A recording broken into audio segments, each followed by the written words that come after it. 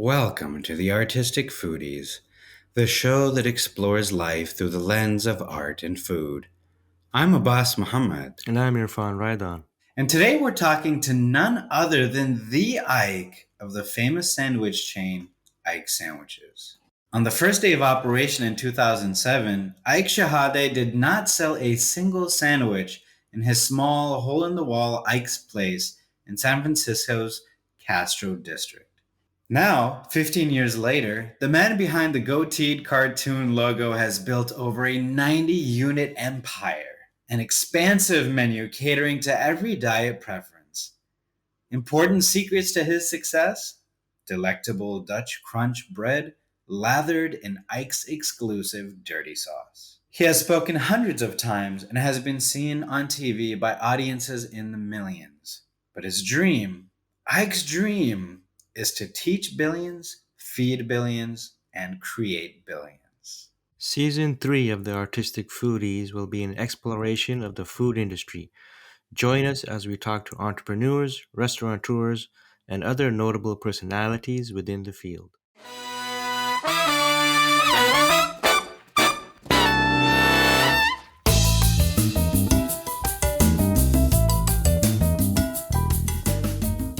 So both of my parents were born in Jerusalem.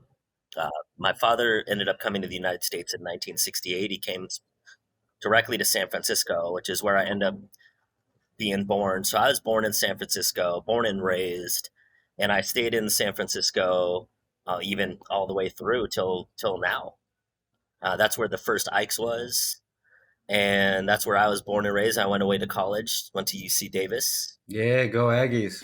Yeah, that was basically the only time I lived outside of the Bay Area. Because if you're from the Bay Area, you specifically know that like Sacramento and Davis, and that is not the Bay Area. No offense to Sacramento and Davis and stuff like that, but it's definitely not the Bay Area. Tell us a little bit about. I know you have a very. So some people haven't heard your story about. You had a hard time. You were homeless for a while, and then you took a lot of effort to get obviously where you are now. But give us a little bit of history, if you can, of some of the struggles that you had when you were first starting out in the business.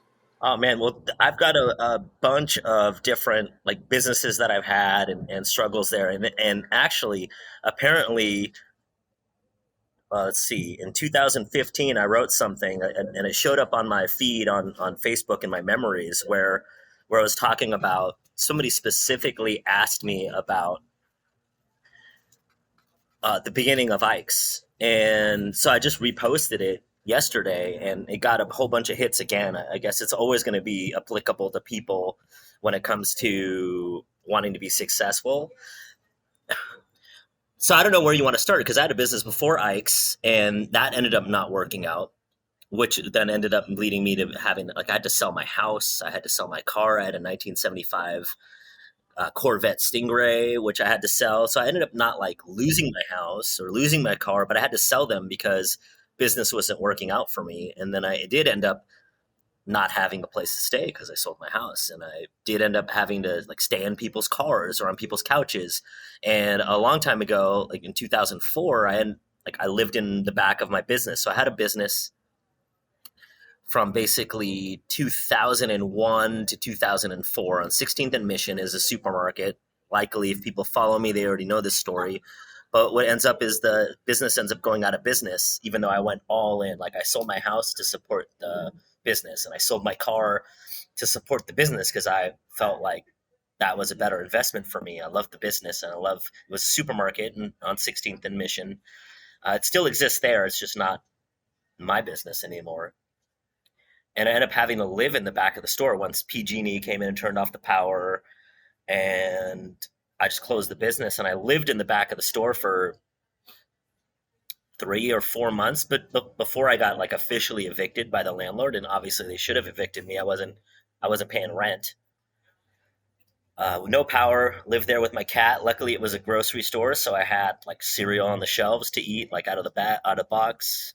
We had no power, so there was no like milk and no like perishable items, but I was eating canned beans and corned beef and hash out of the can, and then I got evicted from there. And from there, I just bounced around to, like, I lived in the back of other people's businesses. I lived on couches. I stayed in the back of my friend's van. I lived in cars. And that was going on for about 9 months before I ended up getting back on my feet. And that was all in 2004. So like from April 2004 till the end of 2004. So everybody, I mean, you know, anytime you have a bunch of guys hanging out, like everybody has $1 million ideas all the time. There's a reason though why everyone is not a millionaire. Execution, dedication, commitment, these are things that are definitely required. You're talking about you sold your car for the business, you sold this for the business, you sold that for the business. That is not these are not the traits of an ordinary average person. It takes a special kind of person to build an empire like you have. But I'm very curious, for the very early stages, what was that like for you getting the concept off of the ground? Who were your earliest champions and mentors? What kind of a headspace was that? Like, you know, take us into your mind in the very beginning stages of Ike's. 100%. Like I've probably had better ideas than Ike's throughout my life that I didn't act upon, and everybody that's listening has had a great idea that they thought was a great idea, and maybe even someone else somewhere else took that idea and turned it into 1 million or 100 million or $1 billion idea. So for me, I believe the universe or God whispers ideas into our ears all the time, and it's like, oh, what about this?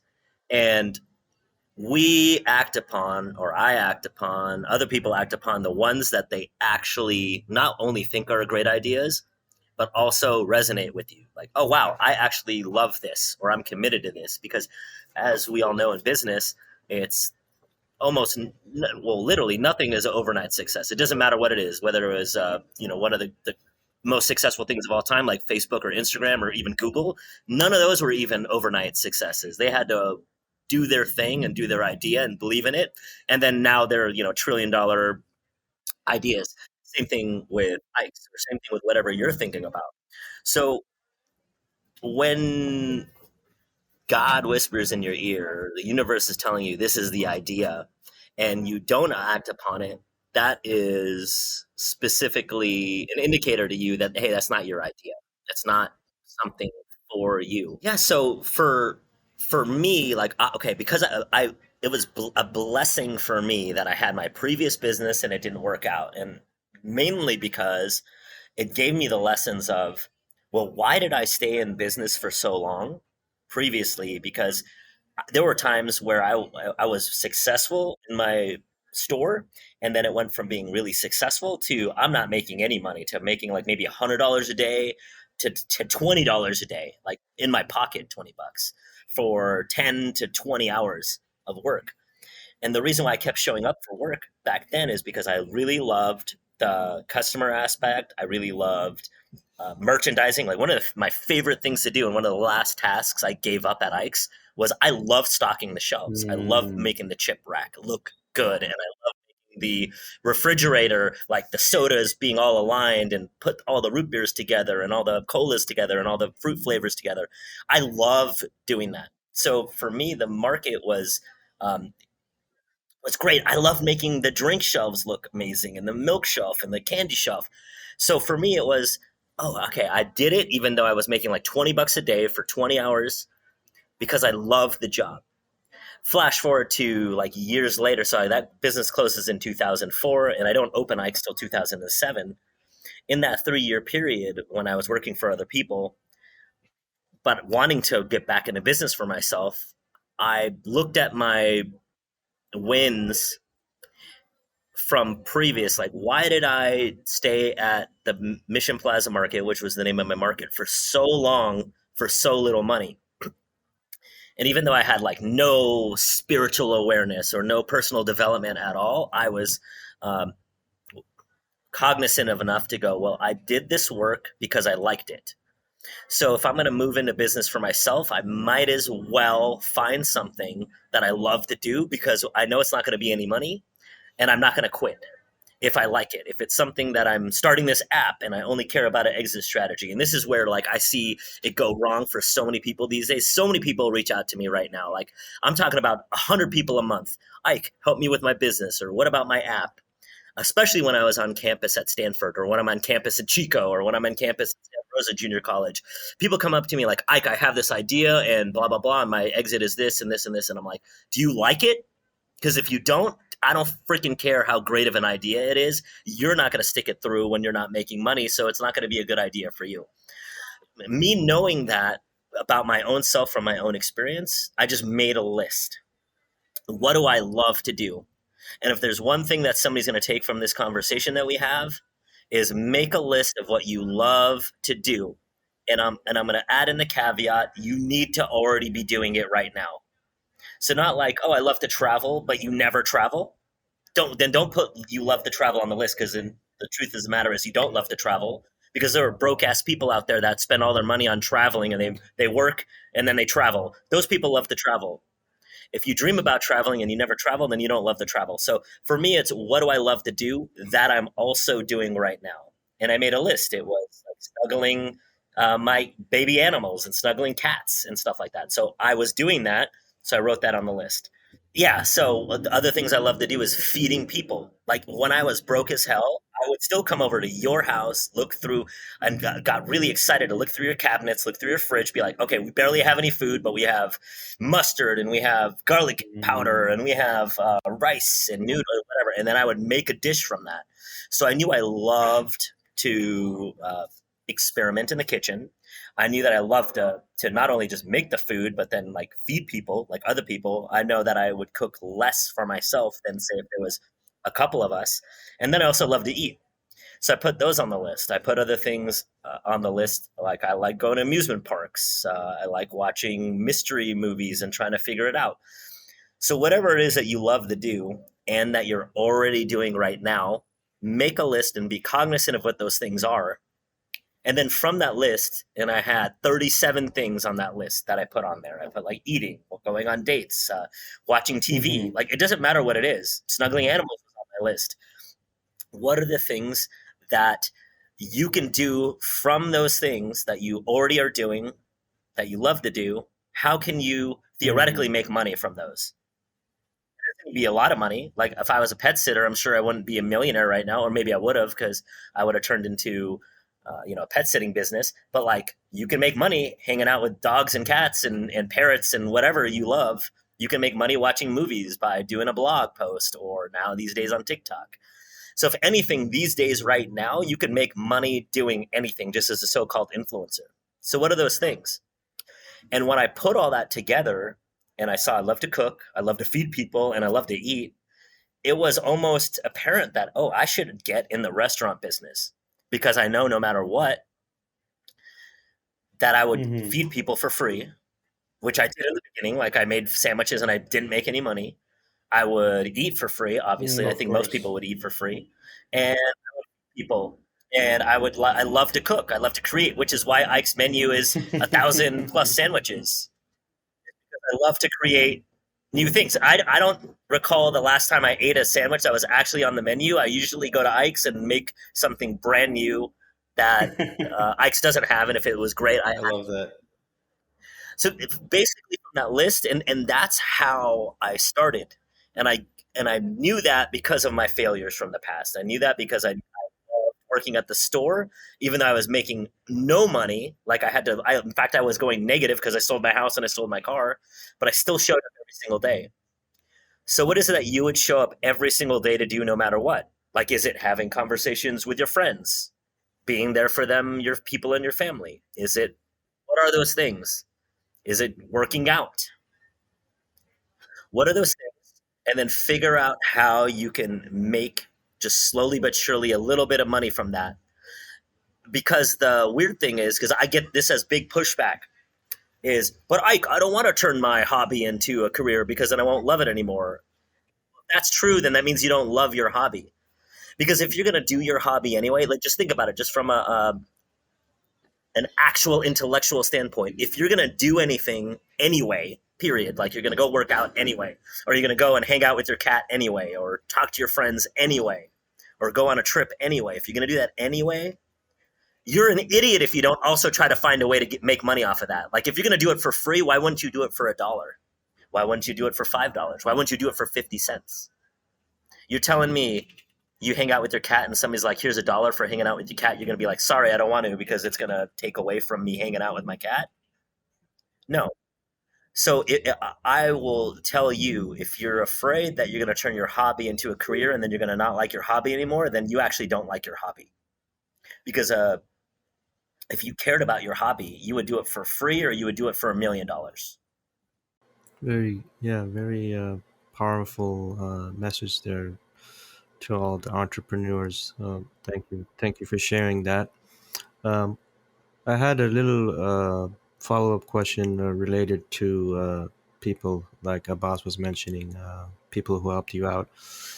I know you talk a lot about your mom, and you even named a sandwich after her, Hot Mama Huda, and and I know you have mentioned on social media before, but tell us a little bit for our audience, like how did your mother help you out in your business and your career in life?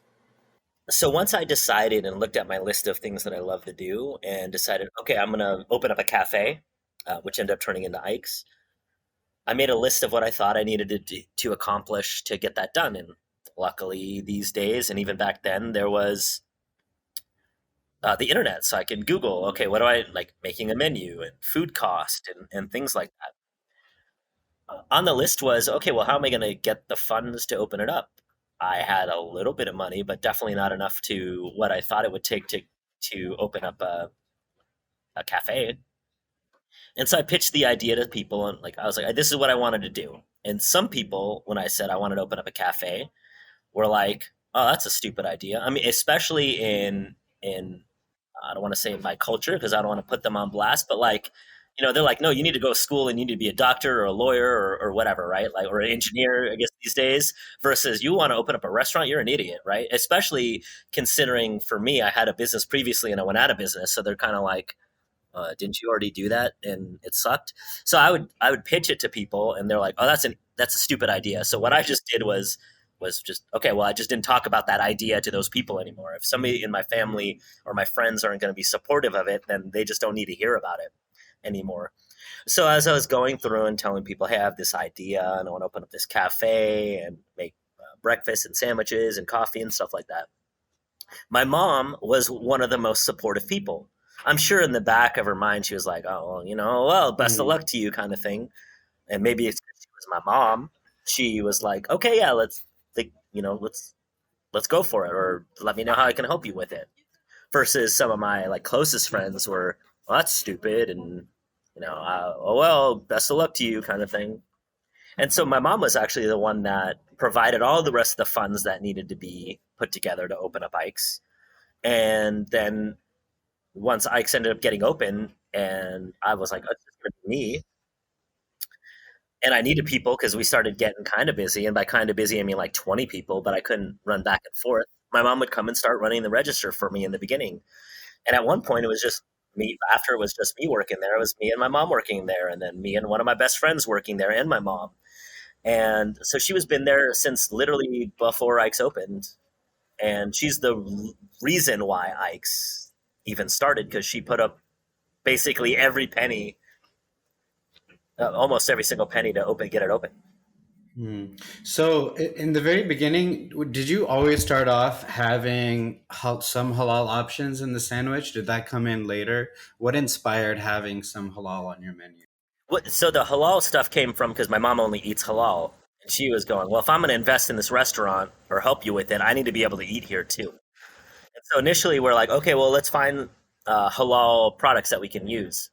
Now, unfortunately, it wasn't really easy to find halal everything like bacon and pastrami. Maybe these days it is, but back then it wasn't. And so it was really easy to find halal chicken. The only thing was I would have to make it every single day and use spices and things like that. So if everybody that eats halal, you also got to thank my mom for that, because if it wasn't for her, I wouldn't have went out and made the effort to find halal products, because it's definitely more expensive than regular chicken. when you're trying to build a business and try to make money, you know, obviously you want the cost to be as low as possible, not artificially higher because it's a niche thing like halal. And luckily now we sell so much halal products that we get halal chicken for just slightly like pennies more than non-halal chicken, the volume we use. But 100%, my mom was like, if I'm going to give you this money, I need to eat at Ike's and not just tuna sandwiches. So we found the halal chicken, and that's also why we have like 200 halal chicken options. Is because my mom like, what I want to eat this one, or I want to eat that. Thank you very much, Mama Huda, for that. Yeah, thank her. Eat halal, 100%. That's my mom's idea, and also my mom's kind of like, it needs to be that way, otherwise I'm not giving you the money. So. Right, yeah. And is it all of the branches that have the halal chicken option, or is it just some of the branches? 100% of the options, and the thing is so we got the halal options, when I decided to go halal, for me it was part of the whole inclusiveness of Ike's. Like once my mom said, you can put it on the map of like of my awareness. I mean, that's why we have gluten-free options and vegan options, Right, yeah, vegetarian options, yeah. is because I want you to eat a sandwich. I want you to come to Ike's and not go, oh, I can't eat here, or I'm going to get a salad instead, or whatever. So for me, it's, oh, of course, either if it's either halal or not halal. Not 100% of Ike's is halal, but we have options for that. Like same with the vegan people and vegetarians and gluten free and dairy free. Like it's, I want you to eat a sandwich, and that was part of the whole like love and sandwiches part. So for me, it was. I mean, yeah, my mom was the one who spearheaded the whole halal thing. Like even right now, as we find out about different kinds of dietary things, like keto or whatever. Not that we're gonna, you know, it's a sandwich place, but I'm working on some keto bread. It's all about, hey, I want everybody that whatever you're going through in your life right now to be able to eat. So whether it's halal or vegan or you're dairy free, gluten free, whatever that is, I want to make sure you eat a sandwich at Ike's because that's what we're about: love and sandwiches. And now, a word from our sponsors. Our sponsor for this episode, okay, you're going to love this. This is actually really special. Our sponsor for this episode is none other than Ike's mom, Huda herself. She was kind enough to support this. She supported Ike from every step of the journey. We're so thrilled that she came on to sponsor this episode. It really warms our heart. So if you haven't already, check out Ike Sandwiches. They do have a partial halal menu. Make sure you let them know you want halal only so that there's no cross-contamination. Check out the one in Palo Alto at 401 Lighton Avenue in Palo Alto, California, or you could call them at 650-561-4762. And now, back to the show. I'm going to ask a kind of a tough question, but a lot of people who, like myself, who eat halal are always wondering when they go into places who have a partial halal menu is there any instruction and process that you give to employees in terms of avoiding cross-contamination with non-halal products such as, you know, like bacon or ham, which is not halal, and then people it can go back to the vegan people as well. How do you avoid cross-contamination, and how do you go about that in terms of training employees and things like that? So with everything, if somebody's gluten free and they say it's gluten free, but I actually need it not to touch gluten, and I'll start by saying the ham and salami and meatballs, those are all beef and turkey. The only pork that's at Ike's is the bacon, and mainly because we couldn't find really a substitute that for people that want bacon. I mean, I don't know, I don't freaking eat bacon, but for people that want bacon, we couldn't find a substitute that was whatever acceptable as far as taste wise.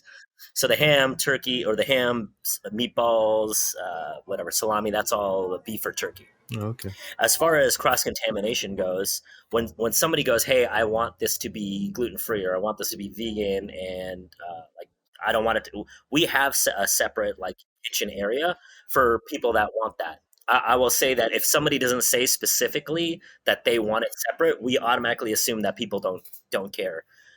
If it's not me growing up Muslim and being like, I want no pork touching my stuff, like growing up, I know that when I want that, or my dad wants that, or my mom wants that they make it specific to the waiter every single time, or the server every single time. So I assume that if you don't say that, then you don't care, and maybe that's too much to put on the customer. But I know if I don't want pork touching my stuff, I tell people not to have pork touch my stuff. So if you don't say, "Hey, I want my stuff," I'm ordering a halal chicken sandwich, and I want it not to touch anything that's not halal, we will just assume you don't care if it touches it or not. So if you do, well, I will tell everybody they need to let us know, and we will make it. We have separate kitchen for gluten free. We have separate kitchen for. We have separate knives for vegetarian, vegan stuff like that. If they don't want it to touch, like if they have a reason why they don't want cheese on their stuff or whatever, we have that capability, and we will. It might take a little bit longer because we're going to go make it in a separate kitchen and bring somebody else, like pull them off the line and go specifically make your food. But yeah, you'll have to ask. Same if somebody's gluten free and they're like, it's an allergy and I can't touch it. Like we assume that just because you order gluten free, that if it's an allergy, you're going to let us know. Okay, that's fair. That's good to know. So yeah, let us know if you don't want your stuff to touch. You let us know. How do I know? Because my dad makes sure. I'm at dinner with him the other day. He told the server like 15 times. I'm like, Dad, I'm pretty sure they know. They don't want any pork on. You don't want any pork on anything. Like you said it.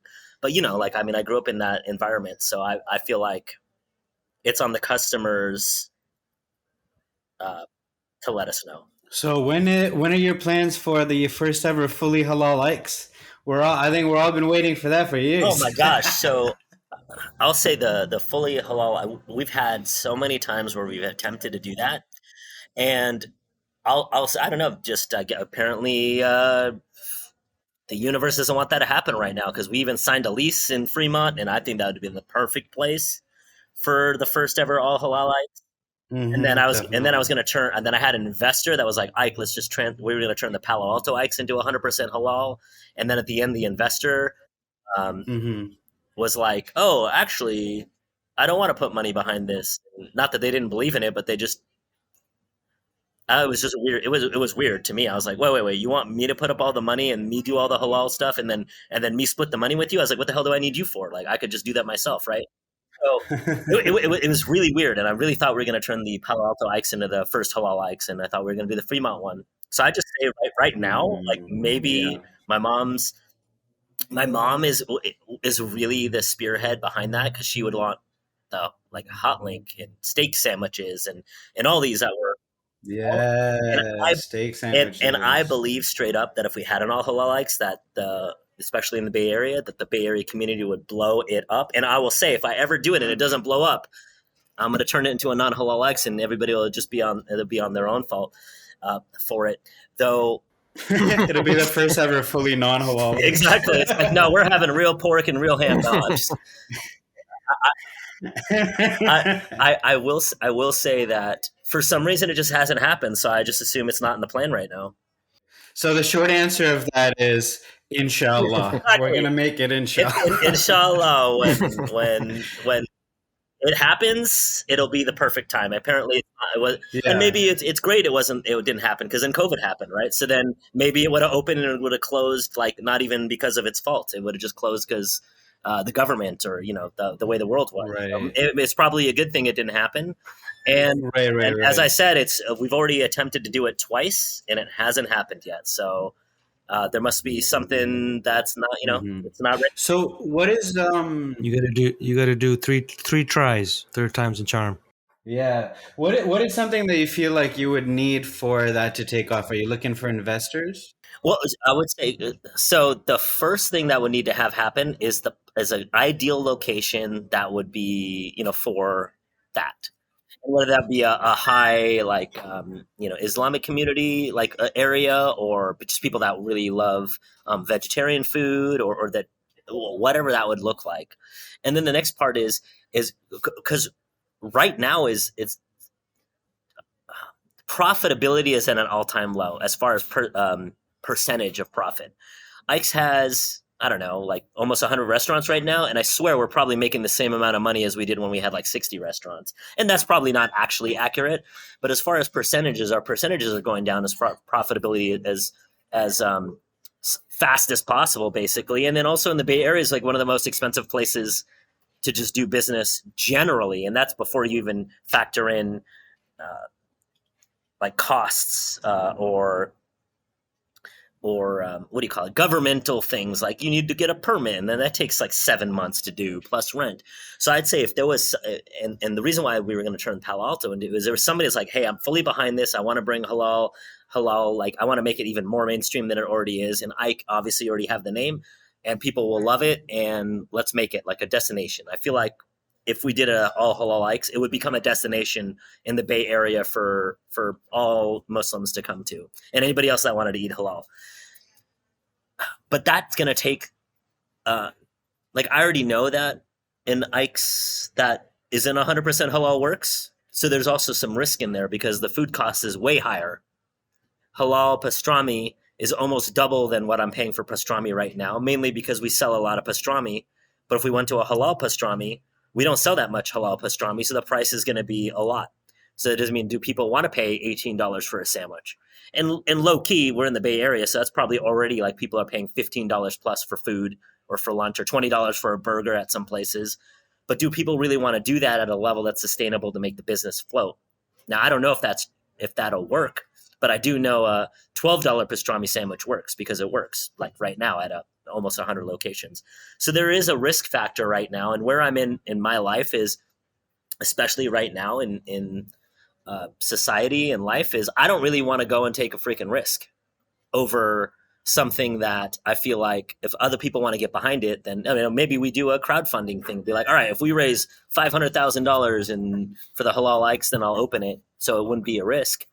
But like I feel like I've lived 15 years of Ikes, and every couple of years there's a new thing that comes up that it was, whether it was COVID or me starting the business in the beginning or me getting kicked out. It's just like, I don't really want to get in a place where I'm going to go invest like a couple $100,000 and maybe lose it. Like I feel like I've earned the right to not do that. And so it would take not only just support from people saying they would do it, but like actual, well, put your money behind where your mouth is. And for whenever time somebody says about whatever it is they want me to do, people have also clamored for an all vegan Ikes. I'm totally down to do that. And I want to not be the one. Like, why should I risk it?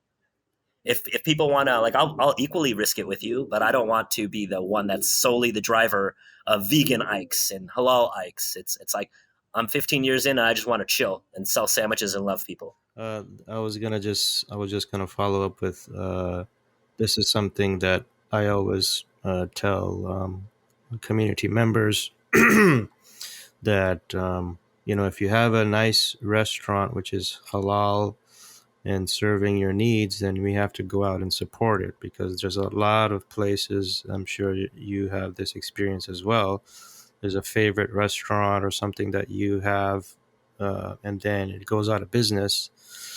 And unfortunately, we see that a lot in the halal food industry as well. A lot of places who have great ideas. There was like there used to be this deli back in the day called Top Deck Deli. It was a non-Muslim person who he used to have a store, a regular deli, and then he converted it to fully halal because he happened to be close to a mosque. And then he started getting more and more business, and it was successful for a while. But then, unfortunately, he had too much. The landlord decided to increase the rent, and he had a lot of debt already, so he decided to close the business. So that's the thing, is that it's a difficult industry to get into, and when someone puts the effort and time and money and their resources to set up something unique and special, and especially catering to your community, then we have an obligation to go out and support that, so then they can sustain and we can enjoy the benefits of that as well. Yeah, I fully agree with that. In fact, if we look at why Ike's, we started with just a couple of halal options when I opened. The reason why I keep making more is because people keep ordering them, whether they're eating it because it's halal or not. And same with the vegan menu. We started with 2 vegan sandwiches, and now we have 70 vegan sandwiches. And that's not that I don't love vegans, but it's because vegans buy the sandwiches, so I'm going to keep making them, right? So same thing. It's the same idea. I had 10 vegetarian sandwiches, now we have 300. Why? Because vegetarians come out and support. So if you're going to support the halal food, the whatever the food it is, vegetarian, I'm going to keep making them because, like with any person that's an artist or any business, you like not only to create your art or do your business or create your service, but to have people actually like use it and enjoy it. Otherwise, you're just singing to nobody, or I'm just feeding sandwiches to nobody, like I did on the first day. So I wanted to ask, so because we're also, entrepreneurs, social entrepreneurs. Irfan does the Halal Fest thing. I've got a nonprofit. So very much like everything that you're saying in your story about passion, about the importance of it, it's really, really resonating. Definitely picking up what you're putting down. I'd love to get some sort of advice now on maybe a little bit more of a personal side for entrepreneurs, for successful entrepreneurs. What are some habits, some routines, some things that you would recommend that you found have been absolutely crucial to sustain you as it has on your journey so far? It'll start with like the first thing that I said earlier when we were talking. What is it that you love to do? I believe that 100% of people know what they want to do with their life. And the only reason why we ever pretend we don't is because we think that we can't make money from it.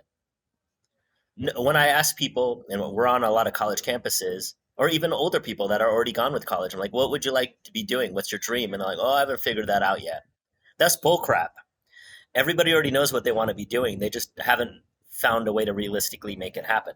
Like people know if they want to be an artist or a dancer or a baseball player or, business person, or they have this idea, they just don't think that they can make money from it, and thus it's not realistic. Because anybody that is, like, say they're really into business, or they're in school and they want to be a doctor, like nobody goes, oh well, I don't know what I want to be, I'm going to med school. Like, no, it's just as hard to be a successful doctor as it is to be a successful artist. It just, in society's eyes, it's not harder. And that's where we are these days, is with whatever it is. Like it's very difficult to be successful in the restaurant business if you listen to society.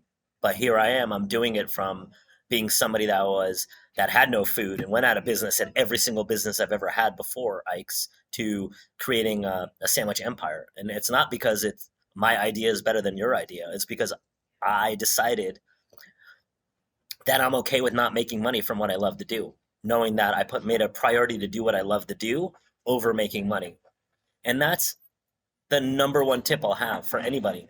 What is it that you love to do? Because if you're not going to make money anyway, or you're going to work for other people anyway, you might as well be doing what you love to do and not make money, or not be fully financially secure. So just do that. Go all in on that. And as a byproduct of that, there you are and you're doing what you love to do. You're going to do it more, or do it more creatively, or have better ideas, or wake up and not be tired from doing it. You can do it 20 hours a day versus you're like, oh, thank God, oh, it's Monday, I got a case on the Monday, and thank God it's Friday, because it's something you don't care about doing. For some reason, when we're doing those things that we love to do, it's just easier for us to do. And because it's easier, you have better ideas, you do it longer, you do it better. And eventually, you're going to get rewarded for that, because people are going to be like, oh, I like going to that restaurant because that guy cares. Or I like watching this guy's perform his art or her art, because when they're doing it, they don't care whether it's one person watching or 0 person watching or 100 people watching. They're in it. We all love just unconsciously being around people that are really into what it is that they're doing, regardless of what they're doing. There's so many examples in the world of where people are doing something that you're, quote, not supposed to be making money from. Like, there's so many famous actors and artists and restaurateurs and any kind of business, like app makers, nurses, doctors. There's so many people that are really into what they're doing and they're successful because they really like to do that. And we enjoy when we're around there more, versus when you even go to a restaurant and the person doesn't freaking care, whether it's the server or the owner, or you go into a clothing store and the person is just there collecting a paycheck. You rather the person that actually wants to be there at the clothing store. We already know this, like, just even not even unconsciously, we know it consciously. So what are those things that you are? And then do those. and don't be afraid of the lack of money. But Ike, I need to eat, or I have family to feed, or I get that. You're just as likely to feed your family opening up a restaurant as you are working your 9 to 5 or working for somebody else, regardless. Is the extra pay in the short term worth it more to you than doing what you love? Because God rewards us when we're doing what we love. How do you know? How many people out there are doing what they love and then they become successful at it? Almost all of them. And the only ones that don't are because they quit beforehand. That's so true. Do you have a specific book that you feel has inspired you along your entrepreneurial journey? Something that maybe I could order and then pick up? I would say so. The number one book I have for somebody that is thinking that maybe they don't know how to turn what they love to do into a career, or even where they have like things that are important to them that maybe not be business. They might be like relationships or their physical body. It's a book by one of my mentors, Dr. John DeMartini. It's called The Values Factor. Now, once I became familiar with the values factor, how he describes it, it changed my whole life. It just had me reassess everything that's important to me and find ways to make those the priority in my life versus like trying to survive and that kind of mentality. So the values factor, and that's whether you want to be an entrepreneur or whether you want to have better relationships with your family. Like that is a book for all areas of life. That's the number one book from that. And it's not business specific, though. It'll definitely show you how to turn what you love to do into a business. And if you do that book and do all the exercises in there, then I feel like your whole life will be changed. And it's an easy read too. And then, I have other books like more like deeper, like quantum theory books that I really highly recommend, or even just entrepreneurial books. If you're already in business right now, that would do like, and they're pretty basic books. They're the E-Myth, which was the first ever personal development book or business book I ever read. The E-Myth, there's that. And I forget the author, but it's a pretty famous book, The E-Myth. And then another book called Guerrilla Marketing. And I don't recall the authors at this time, but those are both like basic, rudimentary, you're in business right now and you want some tips right now. But the values factor would be, if you're only going to read one book, it would be that one. Now you have expanded a lot over the past few years. I think you have like about 30 something franchises now. Is that correct? You mean how many locations we have? Yeah, how many locations do you have now? Yeah, we got almost 100 now. Oh, okay. Wow. So even more than I thought. Tell us a little bit about that process, like how did you start the expansion, and I know you go to the grand openings of these different locations and stuff, but how do you kind of keep control of or do you keep like a hard, strict, uh, control of the process and recipes and all that, and then because now you have over 100 locations, it's hard to kind of take care of everything, right? Or do you kind of let the individual franchisees kind of have a little bit control of the situation? What's your process for that? I'll start by saying almost none of the Ikes are franchised. We have 5 that are franchised, and the other like 90 or whatever are corporate stores. So it is a myth, and it's a societal, like, people just think it's difficult. The hardest part of your whole business journey is deciding to do your business in the first place. To go from you have a safe job or whatever it is to moving forward and taking the risk. So the hardest part, if you're already in business, is already done. You decided to go into business. The second hardest part is opening your first location, whether it's a restaurant or a retail store, or if you're an artist, whatever it is. That's the second hardest part. The easiest part out of the whole thing is second location. Then the next easiest part is the third location. It is a myth. Somewhere along the line, people thought, and said, oh, it's difficult to open up 100 restaurants. Well, I'm on the precipice of 100 restaurants, and I'll tell you, opening up restaurant number 100 is the easiest thing that I've done at Ike's. Wow. It was easier than the first one by far. Like the hardest was me starting Ike's and me going, I'm going to quit all my jobs and open up Ike's. And I guarantee to get to 1,000 locations is going to be easier than the first 100. Because the thing is look, you've already opened up one of whatever you're doing. So you had one, you already knew, like if you were going to open up a second one tomorrow, you already know the mistakes you made during the first one. So you're going to do the second one better. And the same thing with the third one. You're going to do the third one better because you learned mistakes from the first one and the second one. And now we're about to open up the 100th one, and we've learned 99 mistakes that we've made, right? Or more. And then to get to 1,000, we'll probably have another 500 mistakes that we made. So it's a myth. You have one, you owe it to yourself to open up a second one. Like, what's the reason why you opened your business in the first place? Is it to share your passion or whatever? It doesn't matter what it is. Whatever the reason why you opened your first business, you're taking away from the world by not opening up a second one or a third one.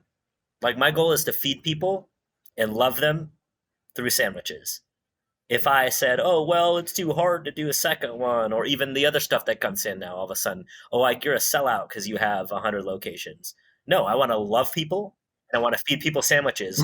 So I'm a sellout if I don't feed 1 billion people. I'm not a sellout if I stay at one location local to San Francisco, kissing everybody and personally shaking their hands. No, I'm a sellout. And if you're in a business and you're holding yourself back, I'm going to tell you you're a freaking sellout.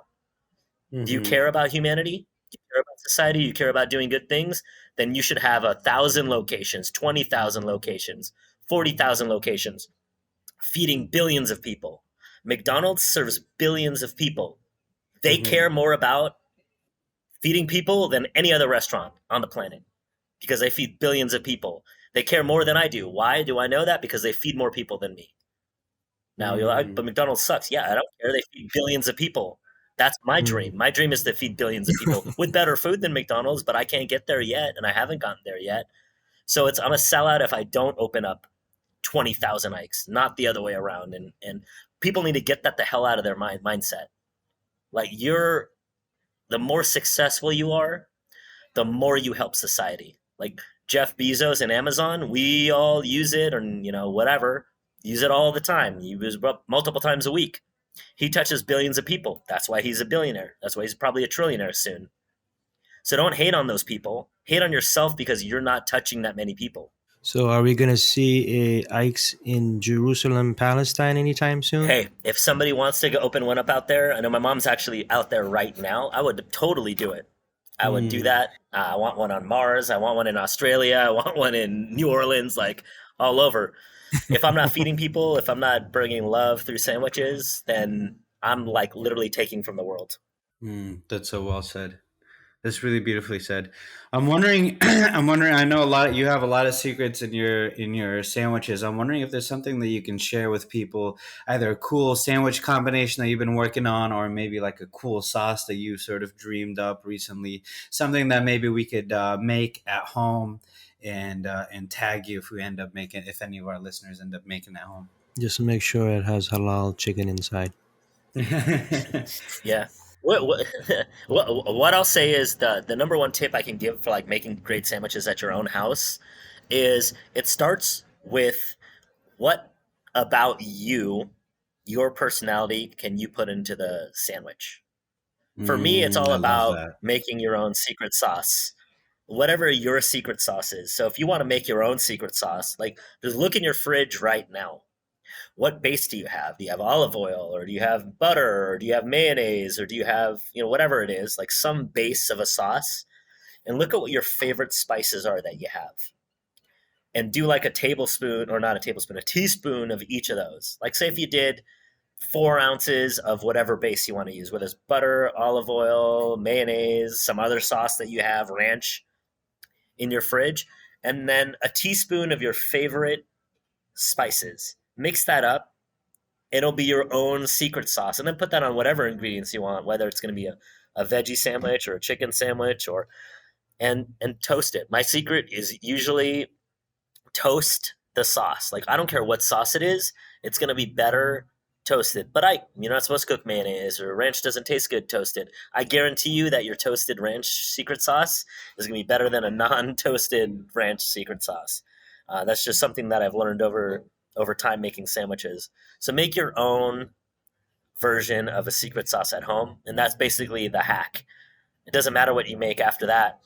Put your secret sauce on there, and it'll become your own version of your sandwich. I love that. And I love that the fact that it's like, yeah, put yourself into it. If you're not enjoying what you're cooking, how are you going to expect other people to enjoy it? And one sauce I've lately been kind of fixated on is I got some gochujang, super spicy gochujang sauce that I mix with Japanese QP mayo. Oh my goodness. It is spicy. It is smooth. It is fantastic. Oh, there you go. Yeah. So you do that. Yeah, do that. And then whatever other, like if you like za'atar, throw some za'atar, like whatever it is that you want to throw in there. And then it'll be like your literal secret sauce. And you're like, because that would be dirty with some chicken. Mm-hmm, like imagine that, the QP, gochujang, and some za'atar, and maybe even a little bit of drizzle of olive oil at the end on a chicken sandwich. Yeah. Like that sounds, I would eat that right now. A little pickled radish, maybe a little pickled kimchi, you get a little Korean fried chicken sandwich. There you go. Well, there you go. There you go. So if you guys want to try that sandwich, just order the Abbas Mohamed out there at the Ikes. I was going to ask a question. The last question was, how can I get my own sandwich at Ike's? The Irfan Rydhan sandwich. How can I do that? So the number one question I probably get as far as sandwiches go is, Ike, how can I get a sandwich named after me? There's a couple ways to do it. I mean, likely there's like 1,000 ways to do it, but the easiest way to do it is create a sandwich that's so delicious that I have to put it on the menu. That's the easiest thing to do. Then there's other things you can do, like go change the world in some area of life that I feel so inspired by you that I need to reach out to you to make a sandwich. That's probably the hardest part is doing that. And then after that, it's like, what is it that you are passionate about? And then put that in a sandwich and then just be like, all right, Ike, here it is. And just throw it in my face, not literally throw it, but put it in my face and be like, eat this. And then I'll eat it. And like the Meatless Mike sandwich, one of our most famous sandwiches of all time. I didn't create that. The Menage a Trois sandwich, in its current iteration, I did adjust it. But the idea for the Menage a Trois sandwich, I didn't create that either. Someone else pitched that to me. And then they named it the Menage a Trois, and it was great. And I adjusted it a little bit to make it more easily That's made. interesting. Easily so that made. wasn't even you. That wasn't even me. That was so. Okay, right now, like the Menage a Trois sandwich that you get at Ike's right this second is my like adjustments on somebody else's creation. And that's the thing, is like the two of my 3 most popular sandwiches I didn't even create. So it's not even about that. Like, even the celebrity sandwiches we sell a lot of Hunter Pence sandwiches. That was his collaboration with me. So you could totally make your own sandwich. You just got to make it so that it has to be like a must-eat sandwich. So I don't know. Maybe that's harder than changing the world. So maybe you want to go change the world, and then I'll name a sandwich after you. Might be That's easier. pretty funny. And that the Menage is one of my favorite sandwiches, and I bet you get this a lot. But my first Menage a Trois was at yours. Season 3 will be dedicated to exploring the food industry, so stay tuned for future interviews with restaurateurs, entrepreneurs, and other notable people within the industry. Thank you so much for tuning into the Artistic Foodies. Before we go, show some love for your favorite podcast by leaving us a review on Apple Podcasts. Be sure to find us on Facebook and Instagram to stay tuned for more episodes, as well as bonus content.